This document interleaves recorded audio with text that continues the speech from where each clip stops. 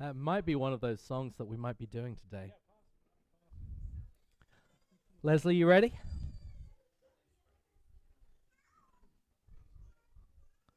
Hey, and want to back up and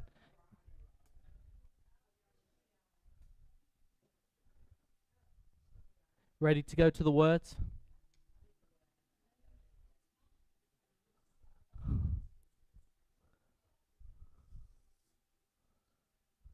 Yep.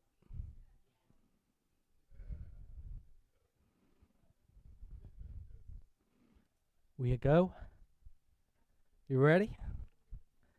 Good morning, Unity. Good morning, Unity in the Seven Hills. It's okay, you can say good morning back. Yay!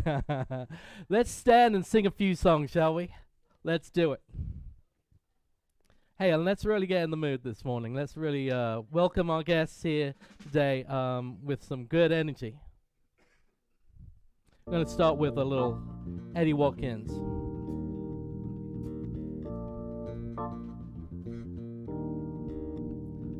No matter where you come from, no matter where you're going, here's a place where you can take comfort in the knowing that whether you've come to stay a while or just passing through, this door is open to you. Come and let's be silent, come let's share a hug, come let's pray together, come love and be loved. From the blissed out to the turned out, the pampered to the abused, this door is open to you. Come on in, come on in, come on in, come on in. The God in us recognizes the God in you. Whether you're black or white, gay or straight, Christian, whether it's a Jew, this door is open to you.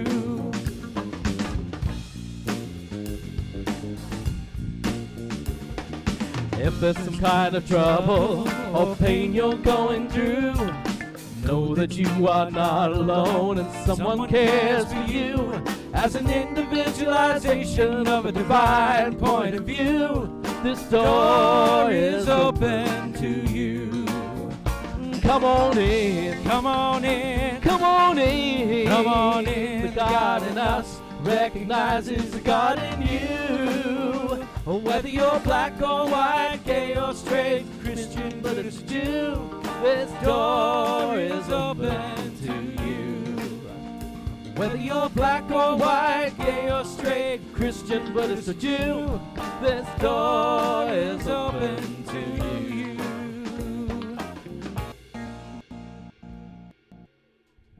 So we got something special this morning. Christian is going to be speaking for us. And I thought we'd have some rousing music, so let's all sing with gusto this song. Anyway.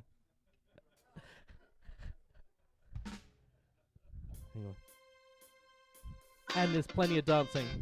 Coming out. I'm coming out. Coming out.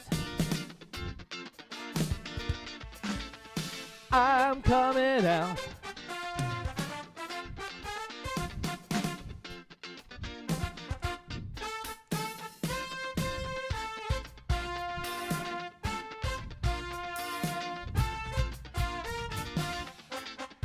I'm coming out.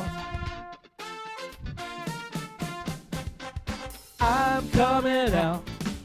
I want the world to know, gotta let it show. I'm coming out. I want the world to know, gotta let it show. There's new coming out, and I just have to live, and I wanna give. I'm completely positive. I think this time around I'm gonna do it like you never knew it. Oh, I'll make it through. The time has come for me to break out of the shell. I have to shout that I'm coming out. I'm coming out. I want the world to know, gotta let it show. I'm coming out. I want the world to know. I gotta let it show. I want to show the world all I wanna be and all my abilities. There's so much more to me. Somehow I'll have to make them just understand. I got it well in hand, and how I have planned. I'm spreading love, there is no need to fear. And I just feel so good every time I hear I'm coming out. I want the world to know, gotta let it show. I'm coming out. I want the world to know, I gotta let it show. Dance break, everybody.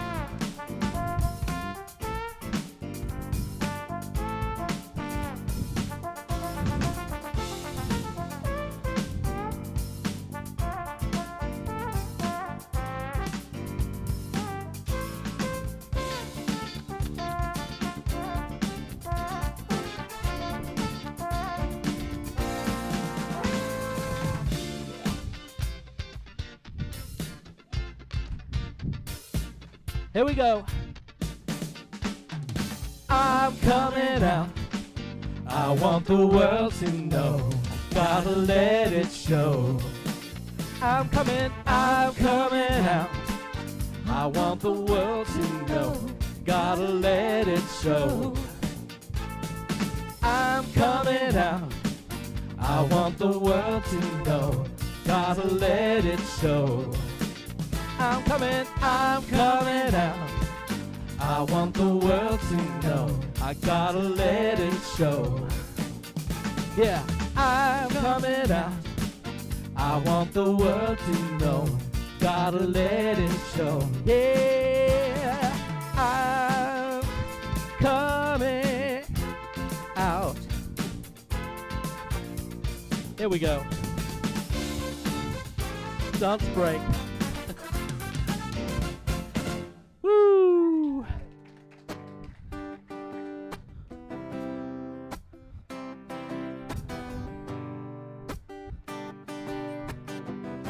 Next song. You are the sun. This is the truth for all of you. And me too. You are a blessing. You are divine. You are the one you're waiting for. So let it shine. You are the reason.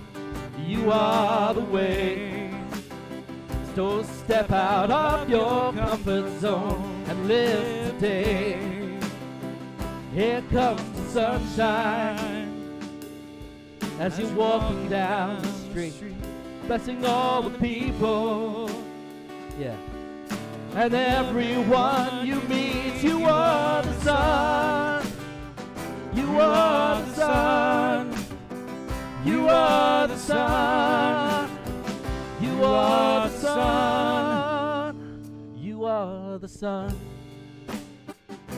You part of God. And as you're passing through this world where hate's strong, you are deliverance. You are the light. You are the brightest, lightest star. Shine bright into the night. Here comes the sunshine as you're walking down the street, blessing all the people. And everyone you meet, you are the sun. You are the sun. You are the sun. Yes, you are. You are the sun. Sing, I am the sun. I am the sun. I am the sun. Sing it like you mean it. I am the sun. I am the sun. Keep that going. I am the sun. You are a blessing. I am the sun. You are divine. I am the sun. You're the one you're waiting for. I am the sun. Let it shine. I am the You sun. are the reason. I am sun. You are the way. So step out of your comfort zone and live today. Here comes the sunshine, here comes the sunshine.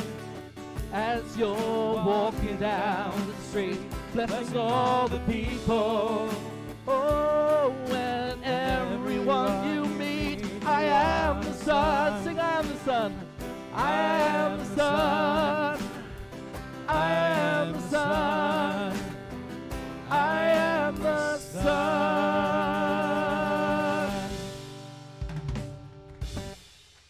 Good morning, everybody. You are the sun.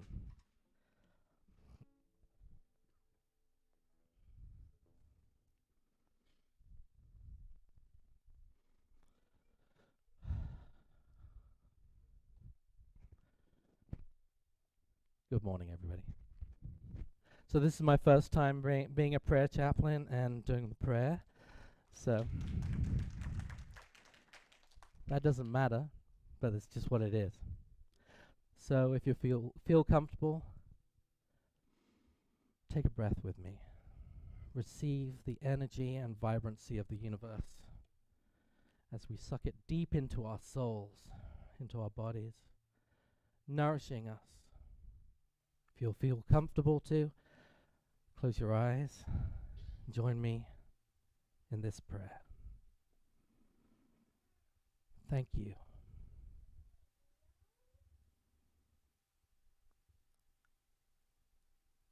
Thank you to the universal spirit that brings forth all of the life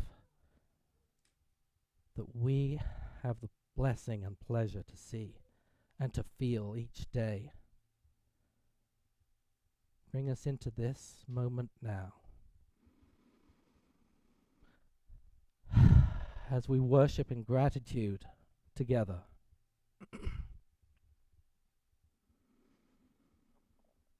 Thankful and grateful for all the good things in our lives.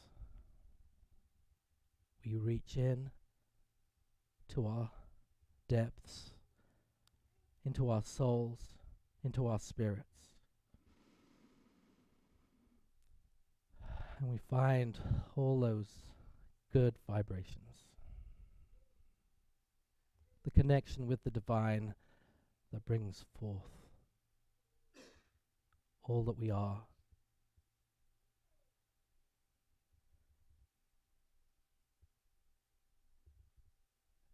And in this moment we realize now that we have a purpose.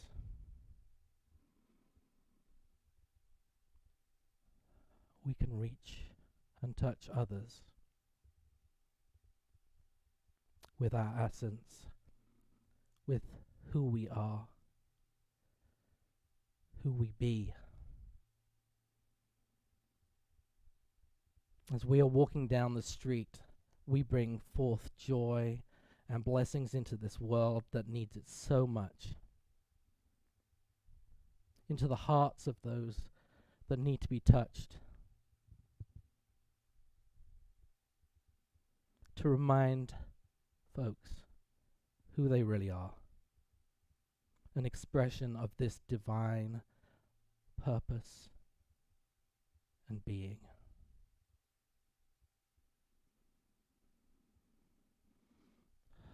And we receive just a few more breaths right now, deeply, with the knowing that in any moment, by doing just that, we can be brought into this moment now.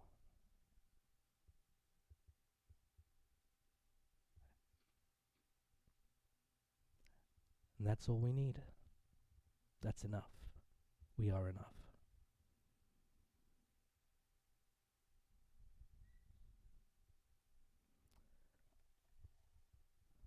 Last breath in and release. Bringing us into this moment and this place and this time to receive the message that will give us the joy and life through the week. Thank you. Amen.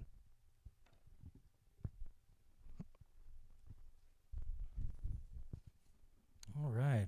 Welcome, everyone. This is the last week of Pride Month, and so we have a very special guest and a very special message for you for that. If you are new here, welcome, welcome. Is there a couple people? Well, if you'd like, we have new visitor packets. They got some booklets and stuff in them, some information on us. So if you'd like one of those, just reach out. So let's go ahead and move on to what we do every week. We read one of the Unity principles. And this week, there we go. The principle is my favorite, principle number 5. Without this one, all the other ones don't matter. You putting them into practice, that's what matters. So it is not enough to understand spiritual teachings. We must live the truth we know. Let's do that again on purpose together. It is not enough to understand spiritual teachings. We must live the truth we know. I absolutely adore that principle. All right, so now, wow, we go straight into that. I have never done platform before, and I am not used to the flow of this and how quickly we get to things. Let's go ahead and bless our youth. Already, who saw that coming? All of you, I guess. So let's bless our youth together. You are a perfect child of God, and God and I love you, just the way you are, and wherever you are. So let's stand and sing. We like to stand and sing. Ready? 1, 2, 3. This bright light of mine, I'm gonna let it shine. This bright light of mine, I'm gonna let it shine. This bright light of mine, I'm gonna let it shine. Let it shine, let it shine, let it shine. One more time, everybody now. This bright light of mine, I'm gonna let it shine. This bright light of mine, I'm gonna let it shine. This bright light of mine, I'm gonna let it shine. Let it shine, let it shine, let it shine.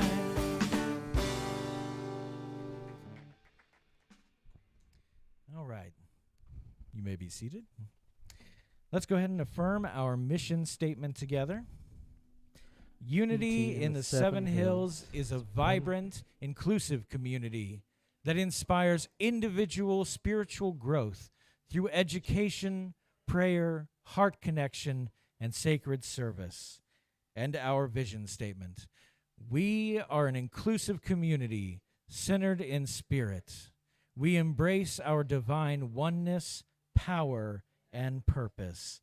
And now I'd like to ask Beth Wright to come up and read our daily word for us.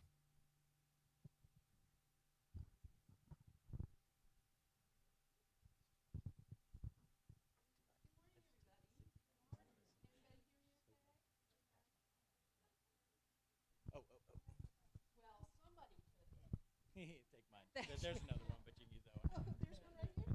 This is the first time I've been up here, so please forgive me. Okay, everybody.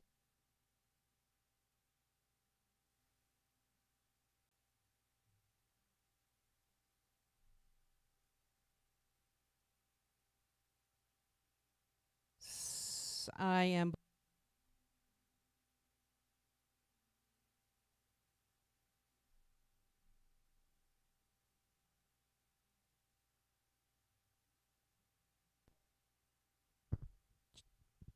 Check, check, check. That's good.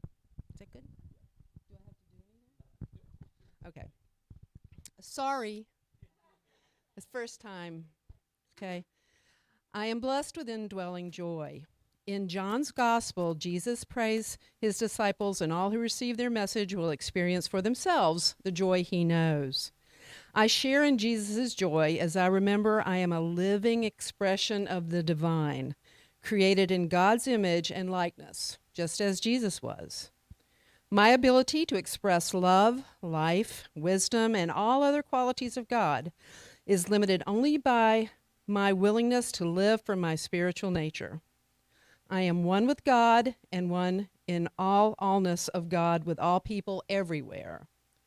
The joy Jesus described remains with me no matter what is happening around me. I know wholeness in the midst of illness, abundance amid the appearance of lack. Even sadness in the aftermath of loss cannot overtake my joy. I have said these things to you so that my joy may be in you and your joy may be complete. That's John 15:11. Thank you. Yeah, you just leave it there. Okay, now for the past few weeks, we've been doing special readings for Pride Month, and we have one again today. And I want to make sure this time, a lot of the other ones came from other sources. This one is from our booklet, Worthy, which is about unity and the LGBTQ community, especially a whole bunch of articles written by LGBTQ ministers in unity. And to read that is Leslie Mason. Would you like to go ahead and come up? And this time you can actually have the microphone. Lovely. Thank you.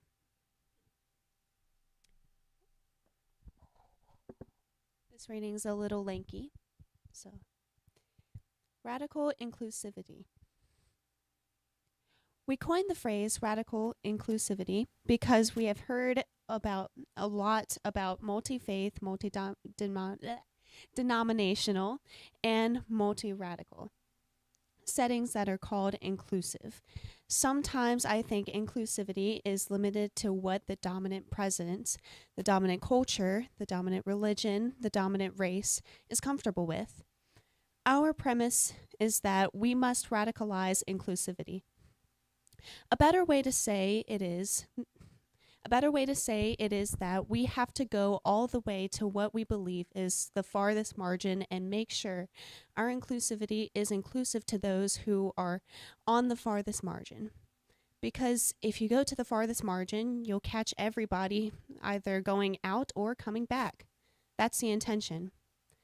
My departure from the Pentecostal church was not because I didn't feel like I was really a part of it. I was deep in it and, as we say, highborn, because I was the child of bishops and preachers and leaders who were on the front lines. But my departure was threefold. First, I sensed myself being called to the ministry in a setting that didn't believe that could happen for women. Men had to be the preachers and leaders. The women were the support system. I believe in myself in terms of being a supporter, but I also felt I had the skills to lead and preach. I knew it early on, and it became evident. They didn't know exactly what to do with me. They kept trying to think of something to call me. They called me a messenger. Some of them called me a missionary, but they couldn't call me a preacher. The second thing that was problematic for me was that we did so little justice work. We were preparing to go to heaven most of the time. Going to heaven was based upon whether or not we had any sins in our lives. So it was perpetual effort to live free from sin. I refused to lie. The third departure was when I sensed myself to be the same gender-loving woman. We are not healthy around sex. Most of us who are involved in religion, we're not able to have open conversations about human sexuality, so everything is closeted. There's something very titillating about closets. Even in the making of Jesus after his death, those who canonized the text took any expression he might have around pleasure and passion away from him altogether. They suggest that he was very human, very man, and very God simultaneously. But what very man do you know who does not have some realities of human sexuality in his life? That was the way we were taught from the very beginning. There was something problematic about human sexuality. It was a necessary evil, but an evil nonetheless.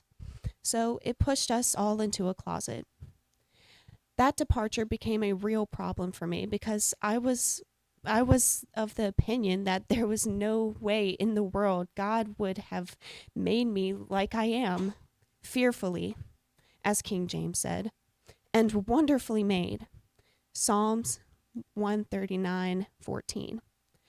There's no way in the world God would have made me who I am and then required me to lie about it and hide in order to do the work of God on earth. So I said, either I'm going to tell the truth and stay, or I'm going to tell the truth and leave. But I am going to tell the truth. That closed the door on my way of being able to go back to the church of my youth. I wasn't alone. There were a lot like me, and there are still a lot of folks like me in the church. I was different primarily because I refused to lie about it in action or word. I would not lie about it, and that became the beginning.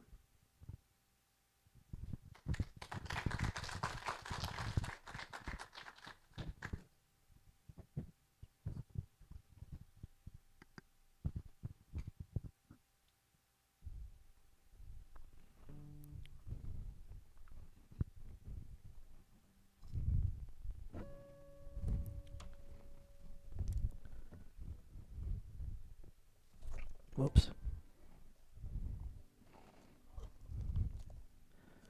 So this next song I'm going to do is a song I wrote really right after the death of George Floyd. It took a little while for me as I guess I vision myself as a white male to bring it forth, and it keeps growing. So and I wanted to do it from my perspective, from my voice, which is one of positivity and bringing a positive from the experience. But that's where it comes from.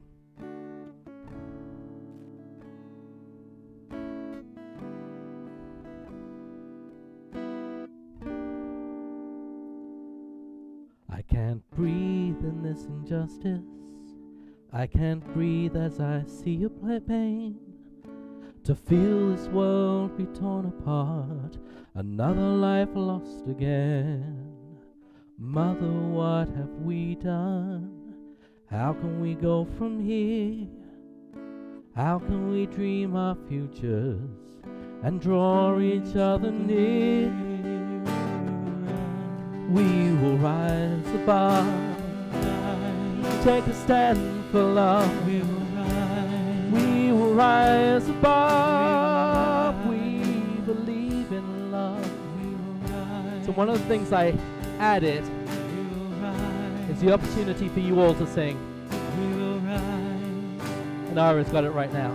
We will rise. We will rise. We will rise. We will rise. We will rise. Can you keep that going for me? We will rise. We will rise above. Take a stand for love. We will rise. We will rise above. We believe in love. We highlight separation. Hide behind our mask, living lives of isolation, anchored by our past. So where do we go from here? Look each other in the eye, draw each other near. As a people learn to fly, we will rise, we will rise above, we will rise, take a stand for love. We will rise. We will rise above. We will rise. Take a stand for love. We will rise. We will rise above. We will rise. Take a stand for love. We will rise. We will rise above. We will rise. We believe in love. Lock arms across this land until our work is done.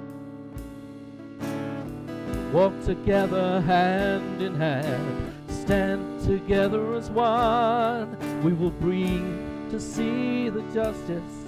We will breathe and feel your pain. We will live to see this world unite, put back together again. We will breathe to see this justice. We will breathe and feel your pain. We will live to see this world tonight. Put back together again. We will rise. We will rise above. We will rise. Take a stand for love. We will rise. We will rise above. We will rise. Believe in love. We will rise. We will rise above. We will rise. Take a stand for love. We will rise. We will rise above. We will rise. Take a stand for love. We will rise. We will rise. We will rise. We will rise. We will rise. We will rise.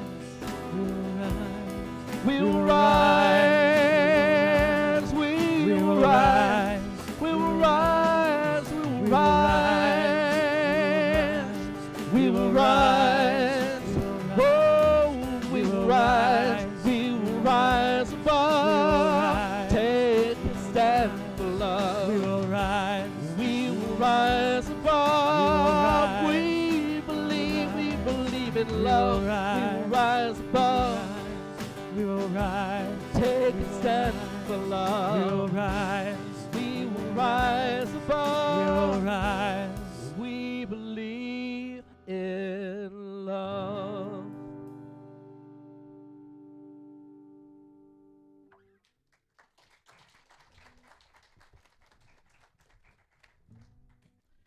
It is my honor to introduce our special guest today. Christian Bradley West is a creative professional with a background in fine art and exercise science. Sounds like exhausting art.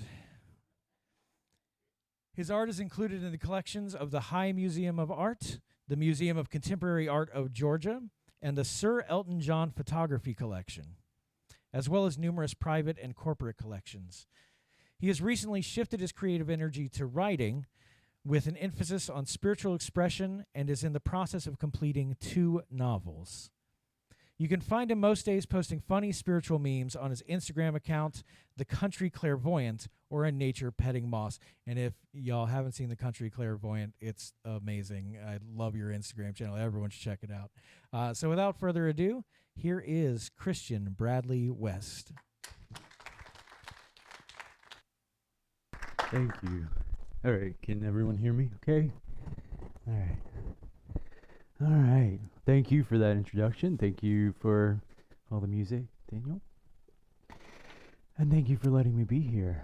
So, I think it's interesting. I was here in the fall, and I talked about grief. And today, I talk about celebrating our expression. So, the 2 different ends of the spectrum. Here we are. So today we'll talk a little bit about why pride, among a few other things. So pride originated, for those that don't know, around 1970 after the Stonewall riots and a series of gay liberation protests in 1969. The word pride was not chosen because it's one of the 7 deadly sins, or hubris, or a marker of superiority. It was chosen because it's the opposite of shame. Parades were first protests, and calls to celebrate were first cries of injustice. We still have both today, by the way. they live side by side. But this month highlights the confrontation of shame and oppression, unequal rights, and years of social injustice that the LGBTQ plus community have had to endure. It's also about visibility. I'm a big fan of being seen and heard. I find that if you've been targeted by prejudice or othered or backgrounded or marginalized, being visible is paramount to helping stop the violence against those people. So Pride Month is about being seen and heard, and sometimes we have to be really loud about that. And it helps also to dispel the myths. So we want to share our stories because it's also about our humanity, our belonging, our safety, and our connections. So heterosexuals aren't told they don't deserve to express themselves. That's not something I grew up with. I grew up as Baptist, and I wasn't told in church that heterosexuals were going to hell. But I was told I was going to hell. And that was very, very uncomfortable. And it had me push away parts of myself. I say selves. Yes, there are selves in there sometimes. I say there are not just, I don't just have an inner child, there are inner children in there, and sometimes it is like herding cats. So there is not just one part, there's many parts, as I believe most of us have, at least I've witnessed in us. So there was also, what happened in that period of time was also a lot of aloneness. So there were no gay people that I knew. There were people in my family, but no one really talked about them.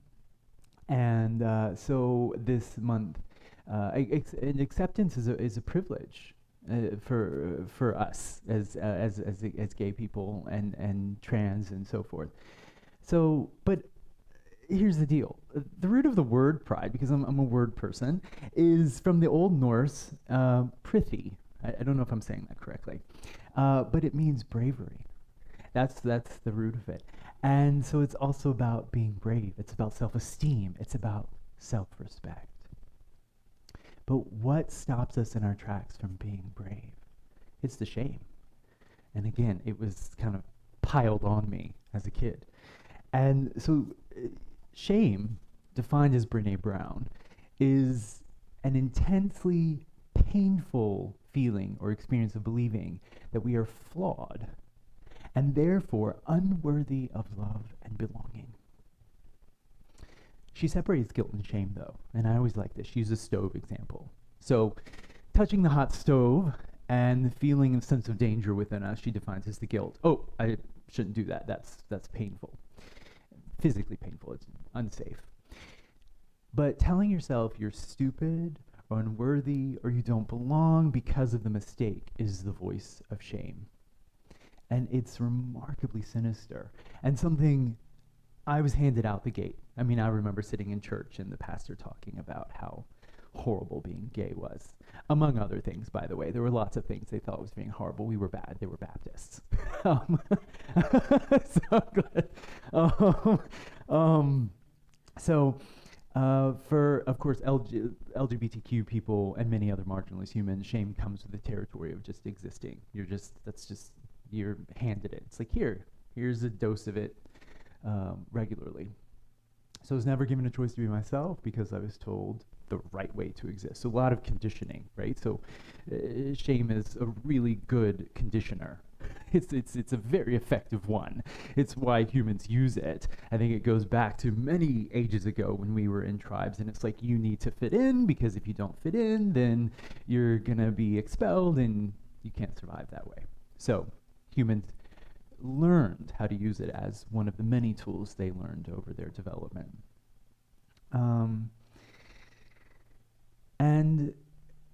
From my perspective, at least in my experience, that became the closet. That became the walls. You don't create more shame. Don't do the things that people are going to point out. Don't do that. But I didn't build the walls. They were built for me. And I agreed to stay contained. Only until I was 18, though. So I was a little lucky. I was still involved in the church at the time, and I was slowly moving through something. I had a friend who just one day just said to me, and we were on the phone, a very dear friend at the time, who said, "You're gay. You're gay. Just be gay." And I was like, "Oh," because there was a boy, and I had a crush on a boy, and I wasn't allowed to have crushes on boys. It was bad. And she just said, this is it. Just be okay with it. And there was no shame. She didn't shame me. And I was like, well, this is uncomfortable. So shame is uncomfortable, but also not feeling the shame was uncomfortable because it wasn't something I was used to. But I had a fight with my parents one day and decided enough was enough. And that I was enough. I mean, it was like something burst open inside of me, and I screamed, "I'm gay," and a lot of other things. I decided to use every descriptor of being gay as possible because I wanted to make my point. I was very angry. We won't go through them because they weren't they weren't very polite. And after that, I was out. But like I said, leading up to this, there was just tremendous fear. And my parents, there was never really discussion in my primary family unit of being gay or was wrong or any of that stuff. In fact, my dad was the person who was like introduced me when we had the sex talk to it. I was like, oh, okay, that's a thing. Thanks for that. Didn't really need that from you, but that's the way I felt at the time. But thank you. But so for many of us, coming out becomes leaving the little me and stepping into the capital self. So, you know, I at that point left the church.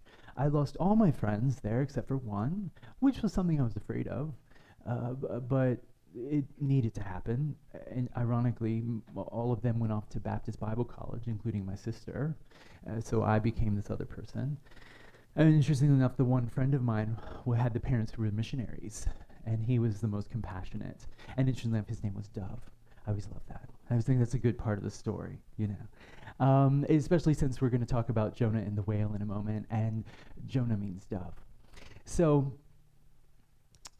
I have a friend that calls me at this point in my life the coming out doula, because I secretly want everyone to come out of a closet because I found everyone lives in a closet, regardless of whether you're straight or gay, your sexuality, your gender identity.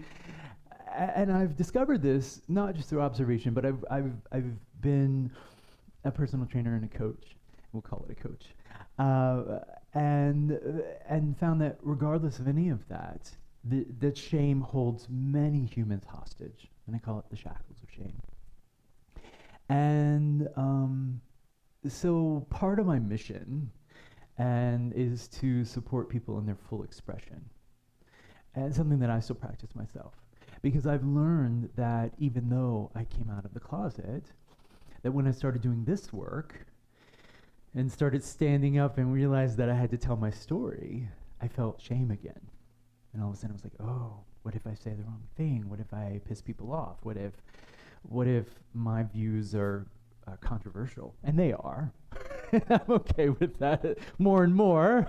Not controversial just because, I mean, I want everyone to be accepted. And apparently that's very controversial, because there are laws that keep being made against me and my body and other people. And so, and also, I secretly want everyone to sort out their shame and help, you know, if we all get together and all my friends and everyone, then we can save humanity. That's a big order, but it's a tall order, but you know, you gotta be, I think, a little crazy, sometimes in your dreams. So I find humans circumnavigate some portion of themselves, regardless, again, of gender. And I feel like I am well positioned to talk about this because I have dealt with tremendous amounts of shame in my life. So I am not just the coming out doula for sexuality or gender identity, but also for anything and everything that people may struggle with. And so Abraham Maslow talked about something that I really love. And you may know him from his hierarchy of needs, by the way, which was not a hierarchy. It was, which I love. It was more of a spiral or a labyrinth before a corporation got a hold of it and the marketing department turned it into a hierarchy of needs. Because, of course, if you're going to market something, you need to reach for something, right? And make self-actualization a thing. So I feel like Pride Month is really about self-actualization as much as anything else. Because when you stop, when the borders, when you can cross those borders of shame, there's expansion. And self-actualization can become a thing. And so he described the fear that comes with self-actualizing as the Jonah complex, which of course is based on the tale of Jonah and the whale, where Jonah evades his destiny as prophet and teacher, as I'm pretty sure everyone has heard this story. And so many of us, for the sake of perceived safety and security, paralyze our growth, like Jonah did, and end up in whales of our own, or closets, or whatever, however you want to describe it. And for good reason, because it feels remarkably unsafe, or it can, to be yourself in a world that says you don't belong. I mean, it's just part of human nature. Sadly, one that hopefully we are changing. And the interesting thing here is that you can actualize some part of yourself. This is why it's not a hard hierarchy, right? You can actualize some part of your life, while in another part, not actualizing it. So I find, being a gay person, that I was like, well, I feel less than here for some reason, so I'm going to get the straight A's. I'm going to be the perfect human in all other ways that I can be. And then maybe not self-actualize that part of me. And I've met many humans like this, by the way. It's why many humans go through, at least in the space of the LGBTQ community, of arrested development, when they get kind of stuck for a minute, you know, and don't oftentimes come out till later in life. But they'll actualize in numerous other ways for compensation purposes. And so, and it can, but I find that none of us can run from ourselves for very long, right? Until we catch up with ourselves. And so, and a question I often asked my younger self, and I still ask myself occasionally today, and many people I work with, is, are you running away from something? Are you running towards something? And so Pride Month allows us to, again, through the visibility, show this, because in my actualization, I didn't have models. I didn't have people that I could turn to. There was no one, I didn't even have a vocabulary. I realized later on in life, I'm like, oh, I might be non-binary. Like, that's kind of, I was like, that's a thing? I didn't know those were the feelings, because in my history as well, I, when I was very young, felt what would be called a girl when I was a child. I was like, this body does not feel right. What is that? I don't understand this. And I had no one to talk to, no one. So again, I was stuck. I was in this space without a vocabulary, without people to reach to, without a community. So the closet is not just about, it's very much so about being alone. And this month is about not being alone. And so, and what's interesting is this, is that I didn't have a problem with my expression. I didn't. And I have family and people that would say, oh, it's fine being myself. My issue was how I was perceived and the fear that I wouldn't belong. And it's still today. It's not about being gay, because more and more, I don't care, well, apparently I stopped caring about that the day I came out, what people thought about that. But there are still layers, like I said, so there's still those things. And recently, little interesting side note, is I was listening to NPR recently, and there was this man on there who loved rats. And he wasn't dating because he loved rats. Now, how does this relate to gay things? My friends would say I've probably dated many rats, and I myself loved rats. But I loved it because during COVID, it also ramped up, right? He isolated himself, and the rats became his community. And he finally, coming out of COVID, started dating again and decided to come out of the rat closet. And tell the women he was dating that and he found out that they didn't care. But he had created this whole story that they care. That it was a big thing, and I realized that about being gay as well. That actually, when I came out, yes, there were people that cared and people that didn't align with their religion, but there were more people that didn't care. There were more people that said, "Oh, yeah, okay, great." And of course, my family said we always knew. I mean, I pranced around a lot and said I was a fairy as a young man. So I mean, there were some markers that I wanted to wear nail polish, and and all these things I'm not saying everyone who's gay has gender dysmorphia or anything like that. That's not what I'm saying. What I'm saying is that I was remarkably interested in things that apparently gay people like, and I had good taste. No, I'm joking. I'm joking. Not saying that heterosexual people don't, but it seems to be a trait that people stereotypically equate with gay people, and for me it was true. My parents even said so on a regular basis. So going back to the rat guy, imagine laws being made against who you are as a person. And this is why Pride Month is so important. Let's expose these things to police my body, to say, oh, you can't do that. So, oh, you like rats or you like this thing. We're going to make a law against it because we think that's the right thing to do based on what we've been conditioned and told. So, yeah, that's a big reason why there's Pride Month, is to stop shaming each other for things. So I like to think that in my own work that I can carry that into multiple avenues, not just from my own experience of being a gay person. Maslow said to overcome the Jonah complex, you must laugh at yourself and express wonder. But humor and wonder can be in short supply when you're being hypervigilant to potential harm. And so I still say my remedy for shame and fear is curiosity, which of course is exposure.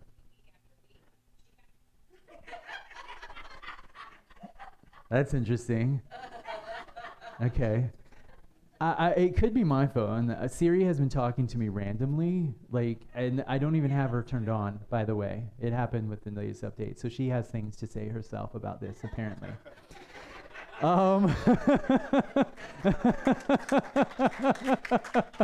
Good. For those that don't know, I've studied a lot of AI. So we can segue to that very briefly, is the fact that we are teaching these things, human prejudice, and it's shown to be a lot of bias. So the more compassionate, the more exposure, the more stories shared, the more the AI understands the totality of humanness, the better. So again, we'll add that in there. I like that. And we wouldn't need a Pride Month if there wasn't oppression. We wouldn't need this. You know, there would be no need, because get this. This is just what's known, but 64 UN member states say it's illegal to be LGBTQ, with the possibility of the death penalty or chemical castration in the world. And even in this country, the home of the free and the land of the brave, we have a resurgence in violence against the LGBT community. So you're only allowed to be free if we say so. Just throw that one in there. We need Pride today more than ever, to help unlock those shackles of shame. And no human is illegal. We are here on purpose. We are all here on purpose, which is to say that we are significant. And in our own way, we each have something important to contribute to our world, to humanity. Everyone. And to state one of the 4 Buddhist immeasurables, may all humans be free of suffering and the cause of suffering.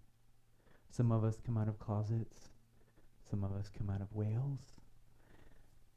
The important thing is that we eventually come out, so that we can express and celebrate the totality of our iridescent selves. Because doing so, we contribute something remarkable to the story of the world. And in our bravery, we help to make this place more loving, more kind, more equanimous, and more safe for everyone to be themselves. Thank you.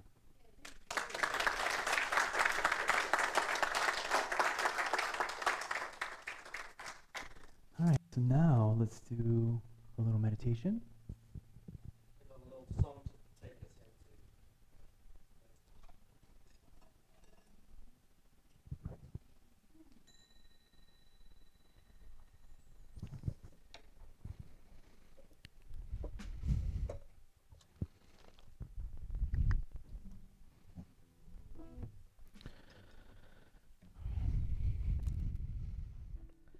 So the funny thing is, I was born in Wales.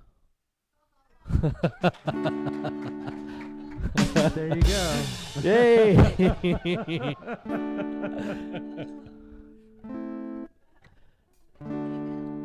I did. Came to land of the free. Who am I? Who am I to be? Guide me to my newest name. Bring forth the real me. Who am I? Who am I to be? Guide me to my newest name. Bring forth the real me. Who am I? Who am I to be? Guide me to my newest name. Bring forth the real me. Who am I? Help my soul to see. Bring light into the dark. Let all the shadows cease. Who am I? Help my soul to see. Bring light into the dark. Let all the shadows cease. Who am I? Help my soul to see. Bring light into the dark. Let all the shadows cease. Who am I? Complete with certainty. Let me share with all the world my true divinity. Who am I? Complete with certainty. Let me share with all the world my true divinity. Who am I? Complete with certainty. Let me share with all the world my true divinity.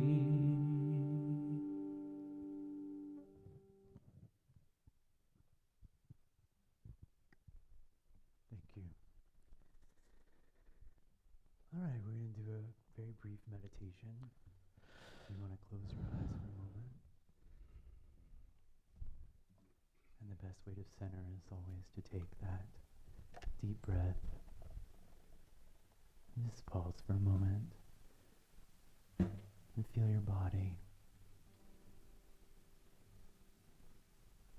It is one of the markers of the divine, even though we've been told it's not. So feel that divinity. And from your heart center, see light start to shine. And from this center, this light expands throughout the entirety of your body, from the tips of your toes to the tips of your hair, for those that have hair on their head. And feel the light expand throughout the entirety of your being. This light carries no judgment, no shame. And it represents the totality of you, of the universe. Now I want you to see some part of yourself. Whatever that part may be. Maybe a part that you've abandoned, that you've lost, or you've left in the past. Go to that part. Whatever it looks like. It can look like a child. It can look like a cat. It can look like a mushroom. Whatever. No judgment. Whatever it may be. Go to that piece. And in your light, embrace that piece. Embrace that part of yourself that you may have neglected. Or maybe it's a part you didn't neglect. Maybe it's a part that you want to celebrate in this moment. Either way, thank it Thank it for existing. Thank it for being here. Thank it for its significance.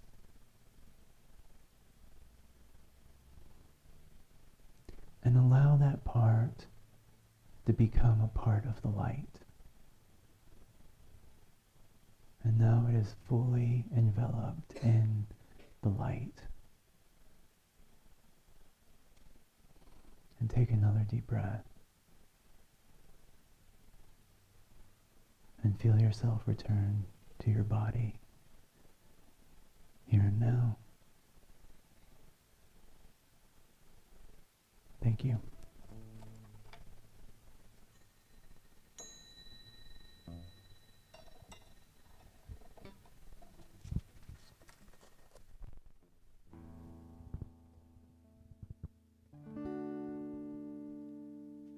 The light of God surrounds us.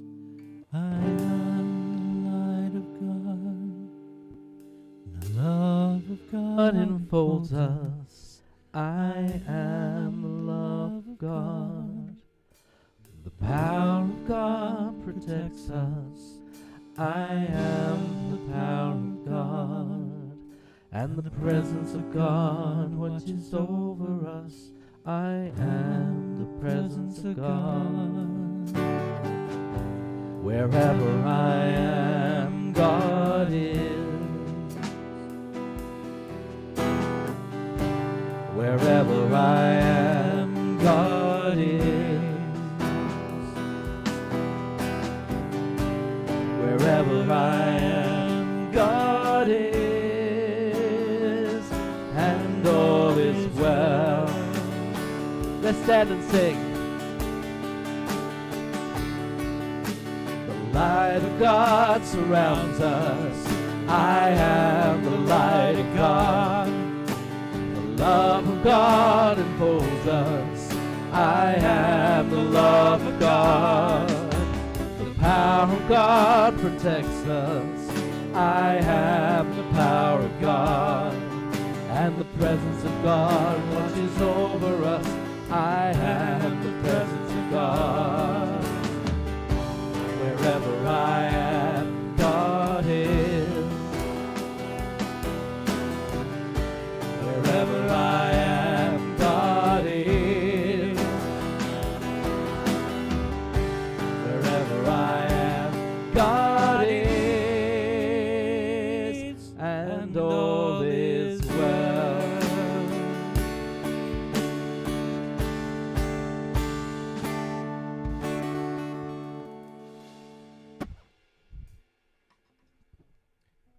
All right. Let's hear it one more time for Christian, if you will. Yeah, that was, thank you for that message so much. All right. So let's go ahead and affirm our abundance together. Unity in the seven hills is abundantly blessed. Creative people are drawn to us. Divine ideas flow through us. Financial resources bless us. And we accomplish mighty works together. And with that abundance, it's time to share our blessings. This month, we are tithing to, are we still doing the pantry? Or we moved on? Pantry. Okay, we're still tithing to support the new pantry and fridge that's out there, which we're still working with Food Not Bombs on that. They've been donating at least every Sunday, a little more often than that. So great partnership there.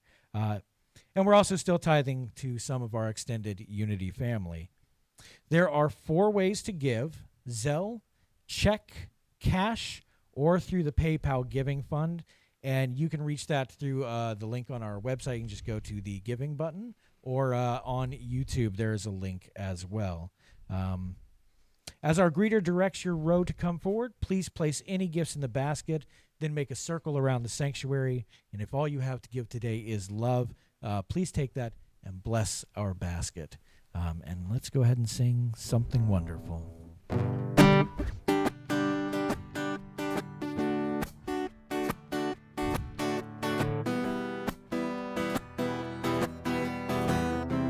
Here we go.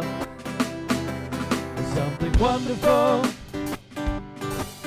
something wonderful, is happening to me right here, right now. I can feel it in my body, I can feel it in my soul, I can feel it in my heart, and it won't let go, no it won't let go. All this love inside, we can let it shine. Something wonderful, something wonderful is happening to me right here, right now. I can feel it in my body, I can feel it in my body, I can feel it in my soul, I can feel it in my heart, yes I can, and it won't let go, no it won't let go. All this love inside, we can let it shine out, yes we can. Something wonderful, something wonderful is happening to me right here, right now. I can feel it in my body, I can feel it in my soul, I can feel it in my heart, and it won't let go, no it won't let go. Something wonderful.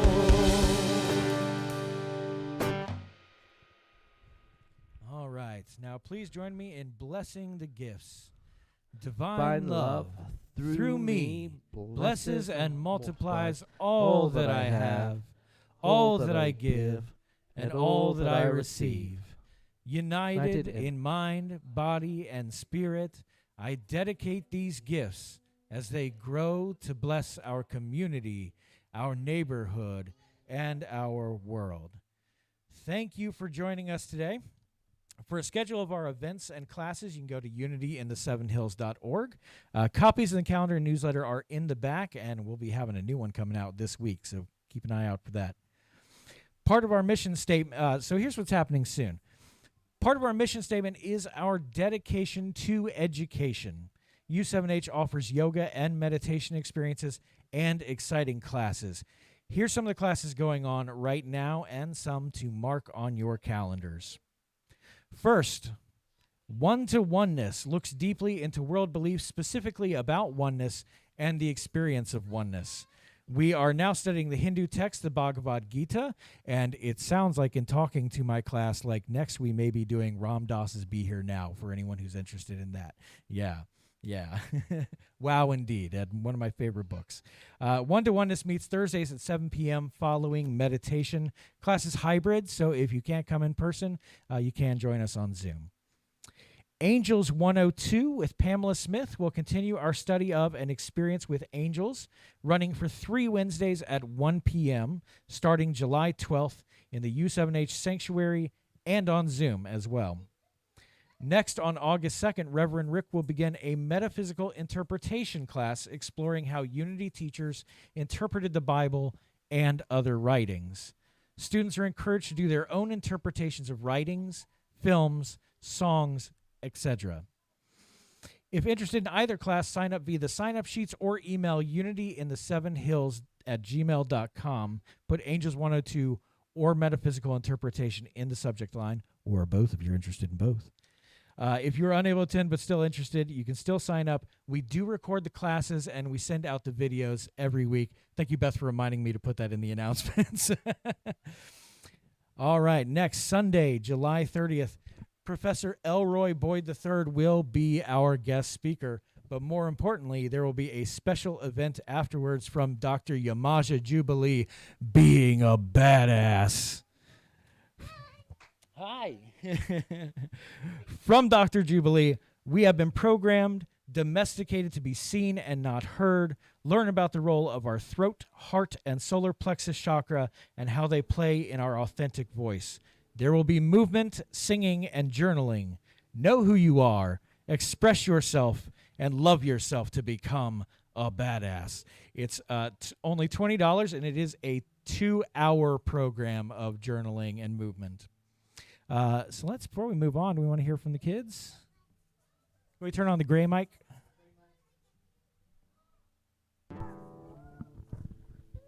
Hello.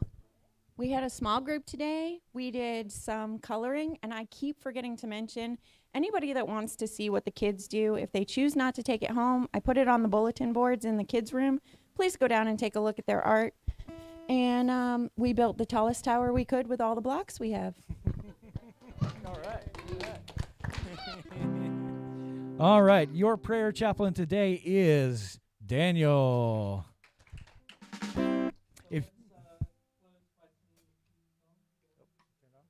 While he's turning his microphone on, No, I'll I'm say on. if you're watching from home, please like, comment, and subscribe. It helps us out a lot. So let's go ahead and sing the peace song. Yes, there is peace on earth, and yes, it begins with me. Yes, there is peace on earth, the peace that was meant to be.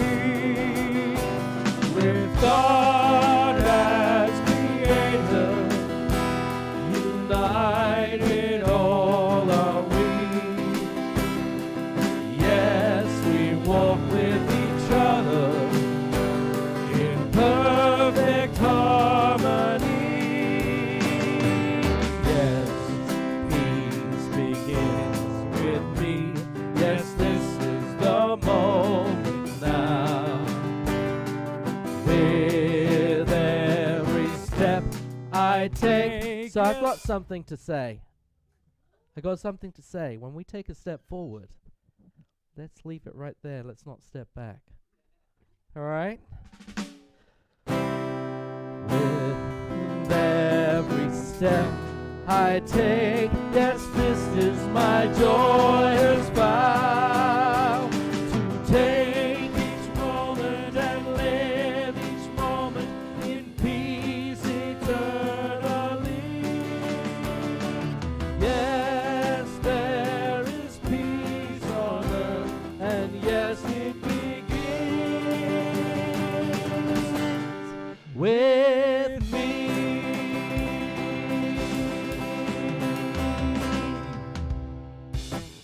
Thank you, everybody.